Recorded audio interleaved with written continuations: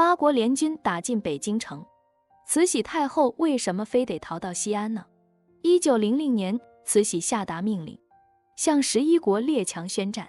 接下来的场景大家应该很熟悉了。八国联军很快就攻陷天津，然后沿运河两岸进发，不久之后就来到了北京城外，向北京开始总攻了。2天之后，八国联军基本上就控制了北京城。八国联军进北京，慈禧她不可能与北京共存亡，她选择了出逃。但是为了颜面，这个出逃给了一个很官方的名称，被称为西狩。那慈禧太后为什么要逃到西安呢？因为西安是一个相对可以立足的地方，有险可守，关中四塞，远离海岸线。八国联军的兵虽精，但兵力有限，不可能将战线拉得太长。还有西北地区，秦王军队较多，对大清也比较忠诚，而且西安位于华北内陆，陕西、山西、甘肃等地的地方，大元相对更听话一些，政治气氛比较安全。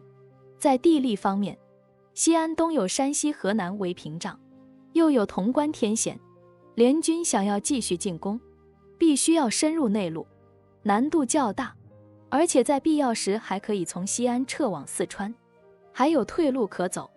并且西安是中国历史上龙脉最厚的地方，曾经是13朝古都，尤其是中国历史上最显赫的几个王朝都定都了西安，而且西安的名字也符合当时慈禧希望安定的心理。当时慈禧除了去西安，其实无路可去了。首先东北不能去，因为杨震的船舰可以随时把八国联军通过旅顺口运到东北。假如慈禧逃亡东北，这是非常不安全的。那么慈禧为什么不往南跑呢？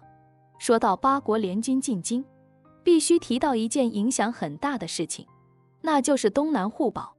两广总督李鸿章知道中国不是列强的对手，认为此战一开，中国就有万劫不复的风险，所以他没有听从慈禧的命令向列强开战，反而拉上两江总督刘坤一、湖广总督张之洞、四川总督奎俊、山东巡抚袁世凯等人一起和列强谈判。李鸿章向西方列强保证，无论北方情况如何，他们一定会遵守东南互保条约，要求西方列强不得进入长江流域。根据东南互保条约的规定，江南诸省不响应北京政府的宣战号令，对列强不持敌对态度，依然保护列强在南部各省的利益，并且不参与到慈禧发动的战争中去。